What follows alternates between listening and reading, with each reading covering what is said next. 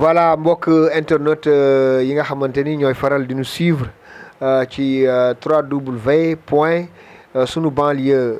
221.com rawatina ci chaîne YouTube bi nga xamante ni moom mooy la banlieue en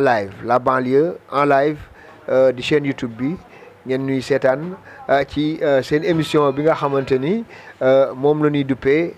parole au candidat nag su ngeen ko déggee. mooy ñu jox kàddu gi ñi nga xamante ni dañoo teg seen dënd bëgg jiite yenn bopp moomeel yi bëgg doon jaraafu yenn dëkk yi kenn ngi nii koo xamante ni moom la ñuy dalal tey waaye laata loolu rek ñu wax ni ci waxukaay bi ngeen ànd ceeg seen xarit seen naataango Doudou Mbaye ci caméra bi réalisation bi ak montage bi ngeen am ci Momar Gueye et puis ci li nga xamante ni mooy jàppandal gi it ci jàppandalu Sala Sow sama consoeur bi nga xamante ni moom it lépp lu jëm ci wàllu tàggat yaram ci site bii di 3w point sunu banlieue 221.com moom moo ko géré mu indi nu fii tey ñu ñëw fi nga xamante ni moom mooy Kër Massar nag xam ngeen ni buñ ko waxee ak li mu enveloppé yëpp nit ñi danoon xam lan mooy Kër Massar waaye li ci gën a fës mooy département bu bees tàq la njiitu réew mi Macky Sall def ko bu yàggul. dalal tey nag mu doon kenn ci ñi nga xamante ni ñooy teg seen dënd tungu ne du teew nuy nataal doon koy bàyyi moom mi ñu dalal fii ci centre commercial bu Kër Massar mu wax ñu mooñ kan sëñ bi ñu ngi lay nuyu. waaw sëñ bi maa ngi leen di fay di leen gërëm di leen sant ci li ngeen ñëw seet si ma di ma laaj ci mbiru Kër Massar. vraiment li ñuy wax dëgg la man ci candidat yi nga xam ne sud la ñuy xëccoo ci laa bokk man nag avant loolu man maay directeur centre commercial bi nekk fii di institut biblique ci bunt bi booy du Kër Massar loolu daal ma la wax ne man maay directeur bi. askan wi rek noo tudd sa tur sa sant ak lan moo indi Pa Ndiaye. bon man maa ngi tudd Papa Sayer Ndiaye mooy suma tur. nekk fii ñu may wax Pa Ndiaye li indi Pa Ndiaye mooy centre commercial bi commerçant yi ma luwee ñoo ma tudd daal ma wax pa ba mujj Pa Ndiaye bi law loolu moo indi Pa Ndiaye bi quoi. alors dañuy dugg rek ci waxtaan wi Sala Sow Momar Gueye Doudou Mbaye mi nekk ci waxukaay bi day dugg ci waxtaan wi seq kook Pa Ndiaye Sayer Ndiaye pa ñu gën ko xam ci Pa Ndiaye mu jiite nag. kuréel gi nga xamante ni moom la ñuy woowee mouvement ànd soppi Kër Massar alors bu ñu waxee Kër Massar nag c'est dans la commune de Kër Massar Sud ñu gën ko xam ci Aynou Mady alors Pa Ndiaye lan moo la dugal ci nga bëgg nga takk sa ndigg fëgg sa dënn ni damay doon mbër ci jongante yi di ñëw. laaj nga ma question bu am importance parce que man Pa Ndiaye maa ngi fi ñëw 2011. di tabax centre commercial bi nekk fii booba kenn ñu mu doon tabax fii ci côté bi ndax kenn ñu moo koon ma ñëw investir fii maa je suis le premier promoteur boo xam ne moo njëkk a tabax centre commercial Kër Massar moo ko tabaxee am def prix yoo xam ne amul fenn centre commercial beeg la ñuy amee ay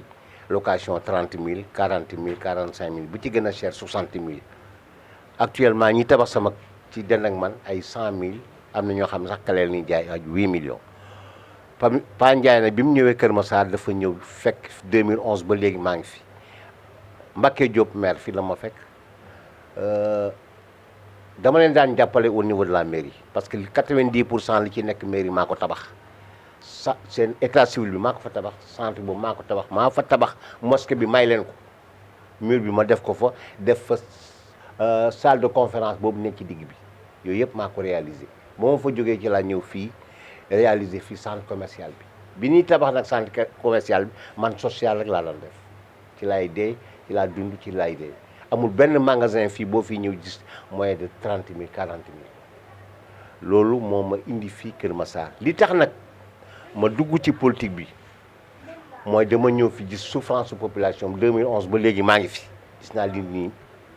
Kër Massar dafa salté Kër Massar amul sécurité Kër Massar bu demee ba nekk un département mënut am sax marché boo xam ne population mën jigéen ñi mën leen fa dugg la jeunesse est là bu ñu buggee football nawetaal dañuy dem Malika mbaa ñu dem Mbaaw c'est inadmissible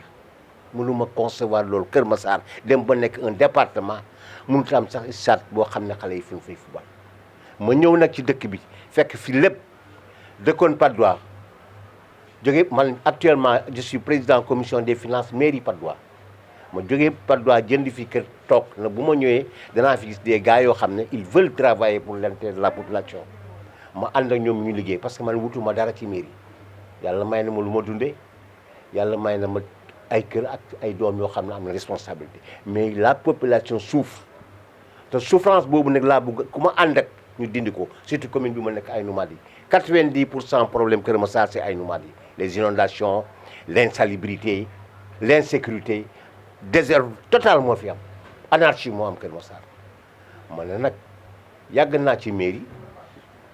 des années et des années depuis le parti démocratique sénégalais moo fi milité woon en 74 di politique dugg ci mairie xam luy mairie xam nu ñuy gérer mairie ba pare may promoteur am des partenaires am ay bailleurs permettre na ma ñëw Kër Massar gi ma dëkk ñu am ñun ànd ak une équipe homogène une équipe qui veut travailler pour l'intérêt de la population de Aïnou Mady ñu bokk ndey bokk baay tabax. muy lu am solo Pa Ndiaye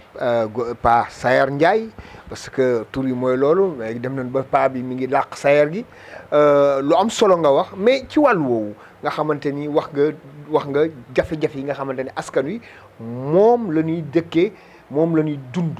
alors mbokk yi ngeen di seetaan seen émission bi nga xamante ni moom la ñuy wax seen émission bi nga xamante ni moom la ñuy waxee parole au candidat kaddu gi dañ koy jox candidat yi kenn ku ci nekk wax li tax nga doon candidat ak programme bi nga xamante ni moom ngay proposer askan wi alors Pa Ndiaye gis na ni gars yi dañoo sonn wax nga ko mu nekk population bu département bu surpeuplé itam alors sa programme lan nga ci moo ci gën a fës ci jàppale askan wi. sama programme 18 points la li mu gàtt moo tax mënuma la wax programme bi li ci nekk mais tous les problèmes concernant infrastructure yi gën a fës. waaw muy infrastructure muy marché muy stade muy jeunesse bi muy handicapé yi muy culture yëpp am na ay programme boo xam ne 18 points la yoo xam ne moom laa teg ëllëg pour nit ñu sukkandiku ci xool nan la ñuy liggéeyee commune bi. alors ci wàllu comme 18 points la ci wàllu pàcc ci 18 pàcc la yoo xamante ne tas nga ko ci programme bi alors ci wàllu économie lan ngay proposer askan askan bi lu leen nit ñi xam nga économie yow yaay jóg liggéey parce que population Kër Massar 90% boo xoolee secteur informel la li war a pousser population bi liggéey am na ci part de responsabilité état il faut que état bi créer ay possibilités créer des centres de métiers activer waat jeunesse bi ni mu sonne fii parce que le matin nga xool nga taxaw fii Kër Massar à l'entrée de Kër Massar tu vois du n'importe quoi y a laisser-aller total des ouvriers sont là pêle-mêle bi du n'importe quoi loolu nag amoon na benn organisation boo xam ne bu ñu ko defoon permettre ñu créer des centres sociaux permettre ñu créer des magasins boo xam ne dina permettre secteur commercial wala secteur privé yi participer ci développement Kër Massar parce que nag vraiment boo xoolee Kër Massar li fi nekk amul fenn les gens veulent travailler mais on a espace lu ñu amul pour liggéey espace boobu nag ñun ñoo ko war a créer les futurs maires ah. en quoi faisant. loolu li ma la ko mën a waxee parce que Kër Massar boo xoolee espace yi ñu waroon utiliser pour créer fi des emplois créer fa ay usines wala par exemple ñu créer fa ay centres sociaux mbaa ñu créer fa ay garages ah yooyu yëpp dañ ko dem ba Kër Massar xamoo sur quel pied danser ñun nag commune bi ñu am bu ñu ko yàlla mayee ba xam li mairie bi moom état bi mairie bi population bi moom ko dañ ci dox liggéey ko. alors loolu ci wàllu économie la mais ci wàllu échange comme yow promoteur nga te am nga ay partenaires ci wàllu échange weccee li nga xamante ni moom mooy gagnant-gagnant ah loolu wut ay partenaires loolu lan nga ci fas yéene taxawee. xam nga li tax ma ne la bu nu yàlla mayee ñu jël ko parce que ñun promoteur dañuy tabax te mën naa jëlee ay nit ñoo xam ne tey bu ma bëggoon stade avec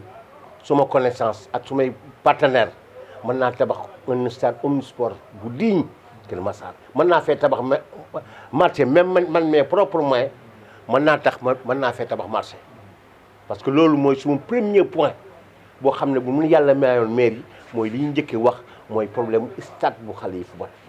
Deuxième point bi mooy marché boo xam ne suñ jigéen ñi buñ jógee dañ fa dem di dugg di dem seen yoon loolu mooy njëkk problème. benn problème bi mooy désordre bi fi am y a l'insécurité l'insalubrité laisser aller total da ngay def koñ boo xam ne da ngay tourner rek ñu agressé la digg ba le matin day xool femme yi 4 heures du matin buñ génnee da nga leen di yërëm dàqe neen diw ma ngay daw fële man côté bi mu ne quelque fois damay taxaw suma balcon mais je vois du n'importe quoi loolu moom luy njëkk a dindi mooy éclairage public mu am nag société ñu créer des sociétés de gardiennage au niveau des quartiers nga xam ne jeunes yi ci quartier ba ku ci nekk yaa amee sa sécurité ko mairie sa koñ bu boobaa population bi boo génnee lu noonu neexee ngay doxe éclairage public mu am mbedd yi leer nañ désordre ay cantines yi sànni fii mbedd mi yëpp day dañ trottoir yi set dëkk bi nekk dëkk boo xam ne dëkku comme Sicap bi comme jëppal yi ñu leen di travailler Kër Massar noonu lañu bëgg mu mel bu ñu yàlla mayee ñu amee ay namali am nañ moyens yi am nañ idées yi am nañ partenaires yi. alors Pa Ndiaye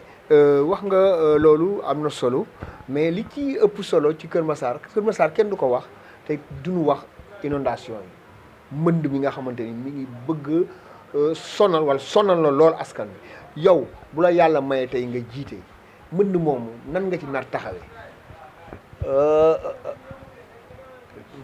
Poser nga question bu am importance mais mbënd mi problème état la li ëpp état moo ko waral parce que ay partenaires bu état bu buggee defar Kër Massar du ay pompe mooy arranger Kër Massar du ay bassin de rotation déedéet état moo war a débloquer xaalis def assainissement bu dëgër def ay canalisation dina permettre ndox mi génn ci dëkk bi mais maire bu ne la mën naa ci affaire assainissement wala am naa ci affaire ndox mi problème waxuma déedéet mënu ko de mais lim ci man mooy day wut ay partenaires ñu dimbale ko ci yenn moyens yi mu def ko mais problème mu inondation bi c'est l'état moo war a jóg les gros moyens génne ko fi parce que lii du ay budget maire ay 1 milliard et quelques yooyu mënut a defar inondation yi mën nañu nag indi ay pompe ay kii mais je ne pense pas que ay pompe mooy régler problème Kër Massar. alors monsieur le maire nga yaakaar ni su fekkee ni yow da nga takk sa ndigg doon candidat élection yi ñëw nga gagné ko bokkoo ak gouvernement bi yaakaaroo ni liggéey boobu dana xaw yéex dans la mesure où yow opposition nga te ñoom ñoo yor état bi. non man dama lay wax ne man du ma opposition parce que bokkuma benn parti je suis apolitique mais commerçant yi nekk fii ñoo takku na ma yaa ñu doy ñu jiital la ak population wu fii Kër Massar ñoom ñoo ne Pa Ndiaye parce que da ngaa def loo xam ne c'est du concret et puis social ngay def di def développement kooku buñ ko dénkee mairie dana mën a xam fu muy jaar parce que yàgg na ci mairie parce que nag képp kuy amee commune te amoo benn parce que démembrement état nga ci état bi nga maire yi ay démembrement état la parce que mënoon nekk Sénégal mu am benn président am ay ministre te bokkoo ci ñoom la nga xam ne population boobu moo ko moom nga di ko def sa mairie mën nga ko def leneen li ne da ngay yëg ci kaw au niveau départemental comme au niveau national nga dem kaas ko fan ko war a kaas loolu lañ ci am bu ko defee état bi dana xam ne Kër Massar am na fa de bonne volonté yu fa nekk yoo xam ne fekkee maire yëpp def na benn bloc les 6 maires la def benn bloc pour essentiel mooy intérêt Kër Massar dana mën a réussir parce que bu nekkee benn rek lépp lu xëcc am ko mais bu tasee rek ça pose problème. alors c'est vrai que Kër Massar dafa bari ay lu nu war a defar parce que dafa mel ne dara defaru fi c'est vrai que département bu bees la mais amagul dara tey jii ci wàllu wax nañ léegi ci wàllu économie wax nañ léegi ci wàllu assainissement wax nga léegi ci wàllu éclairage public mais ci wàllu sécurité parce que dëkk la nag boo xamante ni surpeuplement bi dafa bari lool moo tax càcc jeeg agression beeg yu ni mel dafay bari mais ci wàllu sécurité aar askan bi aar li ñu moom nan nga fas yéene def ba poste de police ak gendarmerie war fi nekk loo xamante ni daal dootu doon luy nit ñi dinaa naan amu fi. man de bu ñu yàlla may ñu gagné commune Aïnoumady yi genre de police municipale li ñu créé chaque am na jeunes yu fi nekk yoo xam ne mën nañ créer police boo xam ne charge mairie charge mu nekk comme police municipale dana permettre koñ bu nekk ñu recruter fa ay jeunes la nuit ñuy veiller di wër ak éclairage public bu normal koñ bu ci nekk par exemple Aly Nomady bi ñu fi jëlee par exemple 15 jeunes Aly Nomady yi dem Alaaji Paate jël fa 15 ainsi de suite bu ñu ko defee nous aurons par exemple un nombre de 100 personnes 100 jeunes ci gox bu nekk bu guddee à partir de 20h30 21h ñuy veiller di wër mbedd yi. mais ñooñu dañuy wër di liggéey la liggéey bu am solo la liggéey bu métti la mais seen rémunération. kooku mairie budget la mairie dafa am budget boo xam ne dañ koy réserver uniquement pour gardiennage parce que am na ci charge yoo xam ne par exemple mairie yi comme budget de fonctionnement mairie mais c'est du n'importe quoi man yàgg naa ci maire 75% budget mairie beeg c'est fonctionnement la mais loolu charge yooyu am na charge yoo xam ne ay billets maire du voyage lim dikk mais dafa am loo xam ne boo nekkee ci population ñoom 90% bi da ngay xool li nga xam ne mooy njëriñu population bi mais jël ay avion dugg fii dem Dubaï dem kii déedéet du loolu population da ngay jege population bi am na ay dépenses yoo xam ne ci charge maire mais mën nañ ko dindi parce que ñun li tax ñuy ñëw ñun bu ñëwee ñëwuñu pour salaire maire dañu ñëw pour population bi dindi seen souffrance yi man bu ma yàlla mayoon tey am na yoo xam ne dootuma ko def yu maire yi def du ma ko def da ngay ñëw dugg ci population bi charge yi nga xam ne maire yi dañ koy jël ay voyage fii 10 millions fait 50 millions fale ñu jël budget bi boo amee un budget par exemple de 2 millions 75 millions yëpp di fonctionnement 25% yi di investissement loolu fan ngay mën a demee ay partenaires ngay am wut ay promoteurs ah bu ko defee lu ci bari charge yu bari da nga ko mën a dindi parce que am na ci dépenses yoo xam ne sont des dépenses inutiles te man yàgg naa ci mairie parce que 2 mandats yoo xam ne président commission des finances la c'est ce que les gens manipulent l'argent des communes du yoon loolu du yoon état bi mu war a xoolaat ni ñu defee ñu tëggee budget yi lu dal lu ma xam la yàgg ci def ko. alors mu des yeneen parce que tey jii c'est vrai que on parle de la commune de Aly Nomady Kër Massar Aly Nomady c'est vrai mais tey 6 communes yi nekk ci département bi yëpp kenn dara amu fi apparemment donc préfecture amul maison de la femme amul centre pour les handicapés amul pour ñi nga xamante ne yëngu ci wàllu caada ak cosaan yooyu yëpp. naka nga ko fas yéene gérer pour que dans les plus brefs délais en tout cas bu yëpp sottiwul it muy sotti par benn. waaw li nga wax lu am importance parce que Aly Nomady déjà c'est une nouvelle commune infrastructure yi amoon wala ay mairie yooyu yëpp amu fi ce qui est sûr les premiers mois très difficile parce que ay location lay nekk il faut ñu louer benn local pour mu représenter mairie et puis service technique yeeg et puis benn service yu bees parce que dana am au moins 3 à 7 mois yoo xam ne ci xoolaat ñu defee administration bi mairie bu bees la il faut service technique fii administration fii état civil loolu yëpp da nga koy liggéeyaat parce que doo tëb rek tabax da ngay wut location ay immeuble ay kii su ko defee nga dana la permettre petit à petit ngay dem avec le budget ñu war a toog war a defal budget boobu ndax dana am wala du am mën naa permettre par exemple ma ne damay jël benn location suma benn maison suulee ko du suulee mais jox ko population bi uniquement côté social bu ñu amee par exemple mu nekk service technique wala mu nekk fu mairie ak yu mel noonu ñu def ko parce que nag il faut que la population participe ci côté social mooy même boo amee sa kër nga may jox ko sax population bi pour mu am mairie boo xam ne ci liñ démarrer en attendant état bi tabax loolu moom ça sera très difficile parce que Aly Nomady c'est une nouvelle commune amul dara dañ ko war a tabaxaat tabax bi nag mooy ñu am des conseillers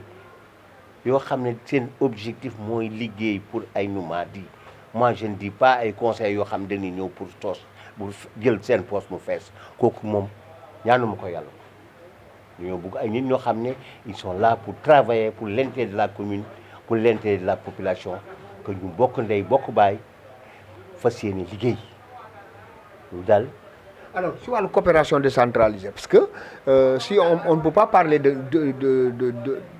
commune, de mairie, sans parler de coopération décentralisée. Alors, est-ce que yow mi nga xamanteni bëgg nga jité mairie bi ëlëk sur ce plan-là am outillé wu? Xam nga li tax man la outillé man dama am partenaire à l'étranger. Ay nit ñoo xam ne ils sont prêts pour m'aider. Loolu laa ko mën a waxee daal loo xam ne day jóge à l'étranger ñëw dugg ci commune bi partenaires yi bari na bailleurs yi bari na connaissance yi bari na te xam nga boo nekkee promoteur sa connaissance dafa large côté bu nekk am naa fu ñu wut te boo ko defee génn wàcc taw voyager man nga voyager lépp génn wax ak nit ñi parce que amaguma mairie mais maa ngi wax ak ñi partenaires yi di am ay bailleurs à l'étranger Belgique partout yoo xam ne ils sont prêts pour nous aider.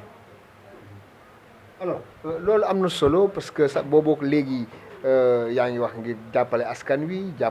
nag ñi ci nekk dafa bari parce que des fois dama sama xel day dem ci ñi nga sama mbokk handicapé yi nga xamante ni des fois lu ñuy tabax dañ leen di fàtte duñ fa defa dañ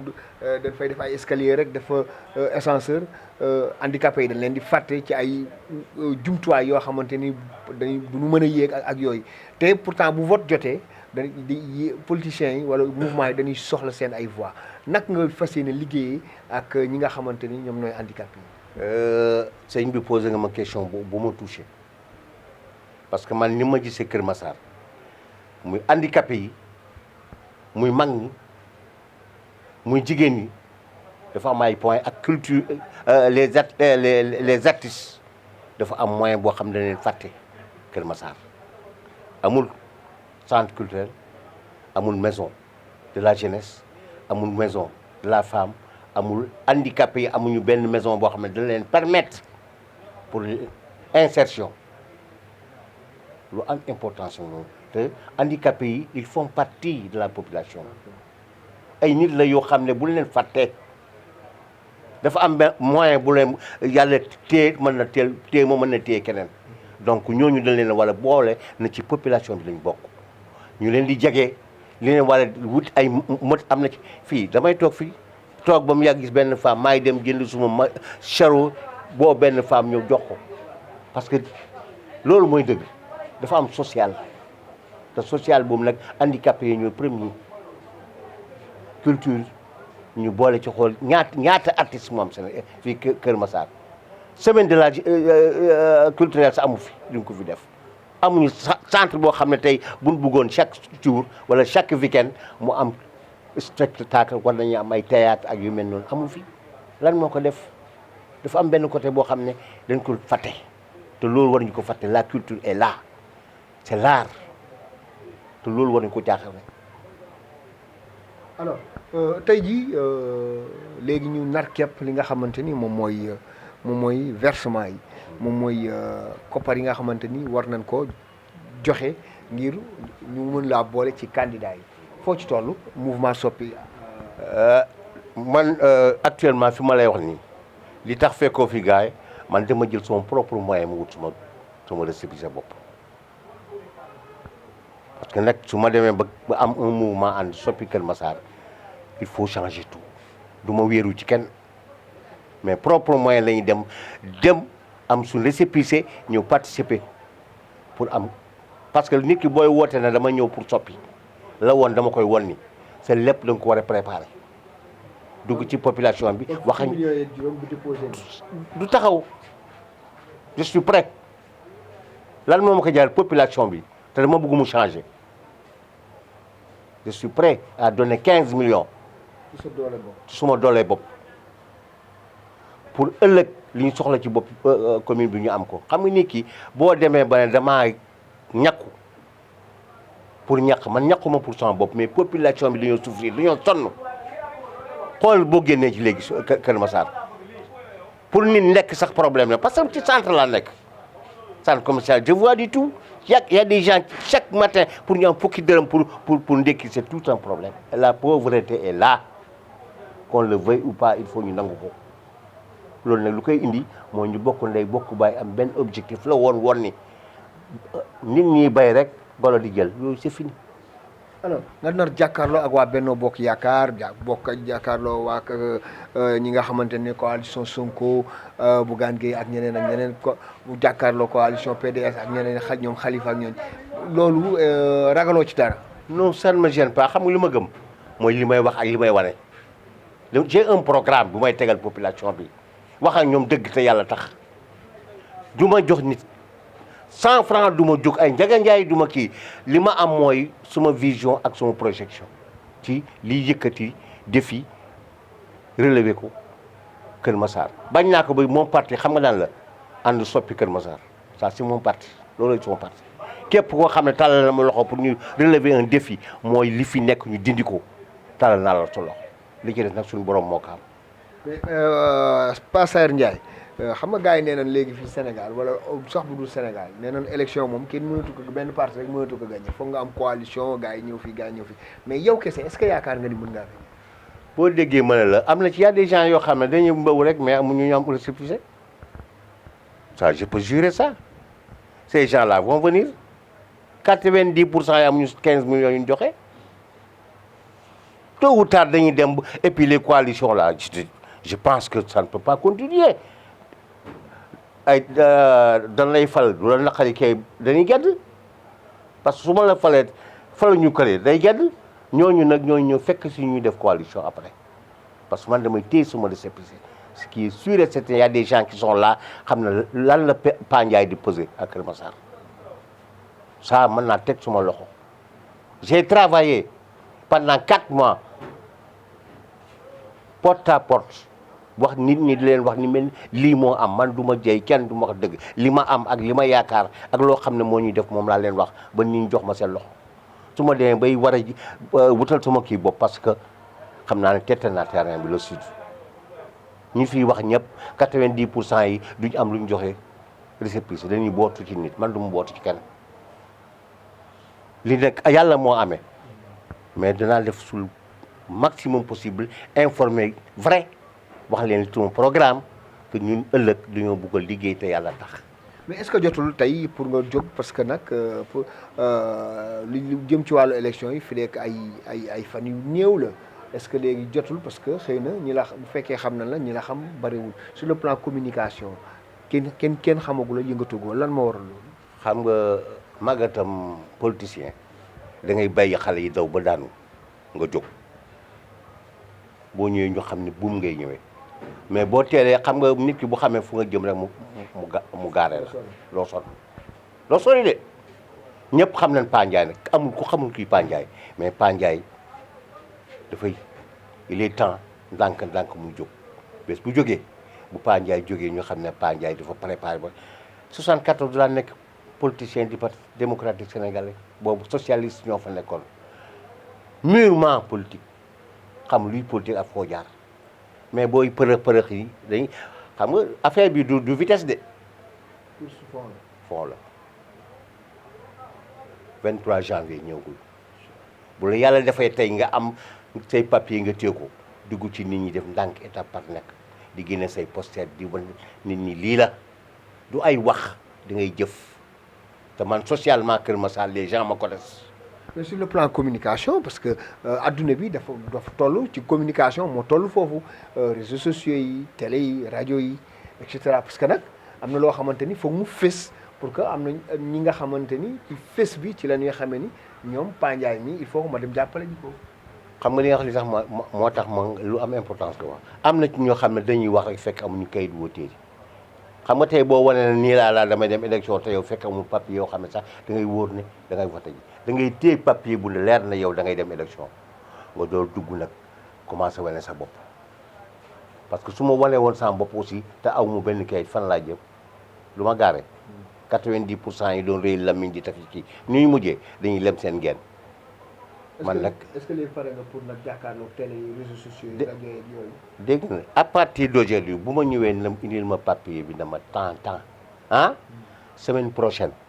nga xam ne Pa Ndiaye jóg na lépp tout est là affiché yëpp pare na. kon récépissé bi yegg dem na moo tax fekkoo fi gars yi parce que ñoom dem na pour déposer récépissé yi suñ ñëwee ngoon ñëw semaine prochaine ma génn wan leen je suis candidat.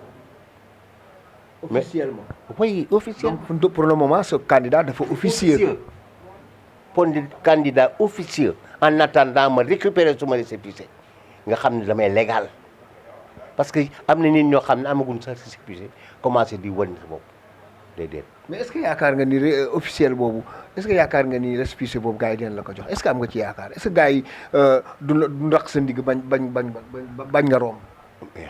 xam nga loolu moom li ci nekk mooy fekkee danaa laajte dañ ma laajte danaa ko joxe le reste nag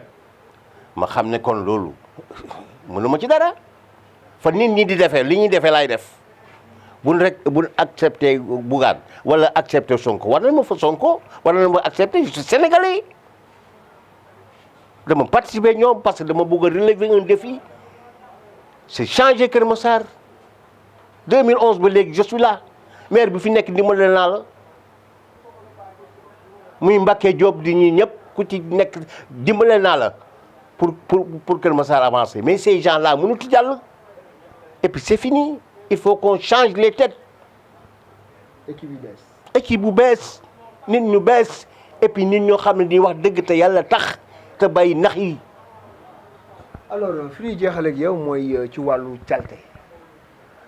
président de la république démb mi ngi Dubaï démb wax na ni ca Dubaï def na déclaration bi d'accord na ni moom Sénégal setul dafa salte kon Sénégal bu setulee banlieue bi moom kenn waxaale wu ko ndax daanaka ñoo ëpp nit ci Sénégal alors calte gi fi ne ban politique nga nar a lal pour que nit ñi xam ni fu set newul wér-gi-yaram bu baax mënu faa. xam nga loolu le premier magistrat de la ville muy le maire moom moo war a njëkk a nekk di set saa waxin la saa wari ci kër ga nit ki bu sa kër yi setul mbedd mi mënut a mer parce que il faut ñu jóg nag waxante dëgg nit ki booy bale da ngay bale sa biir kër ak sa buntu kër ba pare loolu mbedd mi mais kër goo xam ne bu doxee bu la neexee rek jël benn bi sànni boo yéeyee gerte def loolu day dañ man commune bi mu yàlla may fii loolu c'est fini ay box la ñuy def ci mbedd yi ay agents yoo xam dañuy wër di dox kun fekkee ngay def yéen ñoo la yëkkat teg fële man nit ki du wax ñi laa man mais yàlla nañu yàlla boole man centre commercial maa ko amee 2011 ba dégg xoolal centre doo fi gis mbalit balaa le matin ñu récupérer lépp yóbbu ko ci ordre yu sotti. am na personnel quoi. bien sûr fii 2011 ba léegi demal nga wër nga laaj nit du fi xuloo nit du fi salté cigarette kenn du sax sama centre commercial personne. xaj wala yooyu ngay yëg déet lépp loolu di salté kii sama bureau yi chaque matin damay wër suma centre ku ma fekk yi ma la enlève-moi ça mais loolu la da ngay wàcc gis nga maire yi dañoo wàccut dañuy wàcc ci population ci terrain bi suba ak ngoon maire bu du conseil municipal wala amee loo signé da nga war a ci population bi et puis les adjoints da nga leen di décentraliser ku nekk jox ko loo xam ne moom lay liggéeyee maire le premier maire là du maire adjoint maire yi dañuy liggéey nga jox leen responsabiliser ñi amee environnement ñi amee lii sport nii ñuy dugg ti génn xam les réalités du terrain tey boo par exemple un adjoint boo xam ne adjoint environnement mais dafay wàcc xam li xew ci quartier bi bu ëllëgee mu ne monsieur Mbaye fële kat nañ xoolaat waxal service te ñu xoolaat affaire yi fii ñu dem seet lii def nii est-ce que nañu dem ay partenaires pour am ay oto yoo xam ne oto mbalit la wala ñu ay box yoo xam ne dañ koy def bu ngoonee ñuy kii bi dindi ci yóbbu yooyu buñ ko defee dañuy avancer mais du ma ne nag da ngay dem léegi premier mandat yow il faut faire le maximum possible. premier mandat bi it mënuñu ko wax te duñu wax wàllu wér-gi-yaram santé di mbir moo xamante ni mbir mu sonnal la population de la banlieue la. wàllu wér-gi-yaram alors foofu sa taxawaay nan la si naan yow li nga wax dafa am parce que man dem naa ba fii dispensaire madame Ba mais y a rien te budget mairie bi am na budget pour santé dispensaire sax boo fa demee da ngay rus ordonnance ay ordonnance la ñuy bind amul médicament amul dara mais lan mooy utilité mairie dans les écoles c'est la même chose ay bancs sax mënuñu ko am te population dafa chaque ouverture des classes mu jënd ay bancs des ouvertures des cahiers ah des fournitures jox ko dans les écoles dispensaire boo demee aussi am na ay médicaments yoo xam mais partenariat dafa am avec les pharmacies boo demee am na ci médicaments yoo xam ne pharmacie am na rupture yoo xam ne bu fay ak avant muy jeex mais mën nañ ko jël di ko dindi ci dispensaire yóbbu ci ministère muy permettre nit ñi ñu leen ciy faj parce que 90% fii ay néew bu doole la te ordonnance rek lañ bind 50 000 60 000 yow mën nga ko kële mën na ko mais yow mënoo ko ces gens là da nga leen di boole ci population bi que nit ñi sonn nañ mairie bi li ñuy passeree xaalis yi mais am na yoo xam ne mën nañ ko def jël les vieux troisième âge leen aider ñoom bu ñu demee ci dispensaire ñu leen di jàppale ci yeneen seen santé comme les handicapés c'est des gens yoo xam ne dañ leen war di recevoir dans les dispensaires dans les hôpitaux moyennant charge yi ñu daan jël parce que 90% fi sont des troisième âge ak lan des handicapés yow ku liggéey amul dara doo ko dimbale mu am volet social au niveau de la mairie ces gens là ils viennent ñu leen di dimbale ay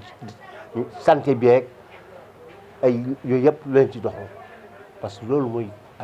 addina da ngay ku néew gi doole da nga koy jàppale te yàlla tax te bàyyi foyi les budgets bidons là ay dépenses yoo xam ne amul benn rendement tegal 50 voitures 6 voitures jël voiture 80 millions di ko jënd c'est de la merde da ngay jël oto bu ndaw boo xam ne mairie ba la nga dem si kat jeex na un point tiré ay luxe yooyu ci concession la ngay jënd oto 80 millions nga def ko ci population bi dindi koy dispenser ay médicaments yóbbu ko ci dispensaires yi wala nga dem jënd ko ay bancs wala boo demee ci yeneen coins yi am na ci ñoo xam ne c'est des gens qui souffrent. alors sur le plan religieux fa la ñuy jeexale sax parce que nag Sénégal réewu diine la te diine nag bu ñu ko waxee jullit yi ñu ngi fi à 95% peut-être mais suñu mbokk chrétiens yaa ngi fi alors ñooñu nan nga leen nar taxawoo parce que ñooñu it fu nu newul dara new fa. mairie bi dafa am budget pour problème mu culte yi ak catholique yi ak ku nekk dafa am benn événement bu événement bu nga participer ko ci événement yi muy chrétiens yi bu ñu ayelee nga am benn budget boo xam ne ma nga fa nga leen ciy jël leen ci dimbale boo demee aussi ci mosquée yi am na ci yoo xam ne mën naa mairie mën na ko jël si ay tapeek ay rajo partout même église yi yëpp nga def fa yëpp yooyu participer ci loo xam ne mooy avancé parce que fii 90% surtout ak secteur bi ñu nekk du ma ne catholique yi bari nañ fi trop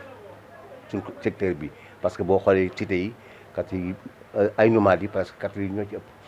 donc ñoom am nañ ay centres yoo xam ne leen dimbale bu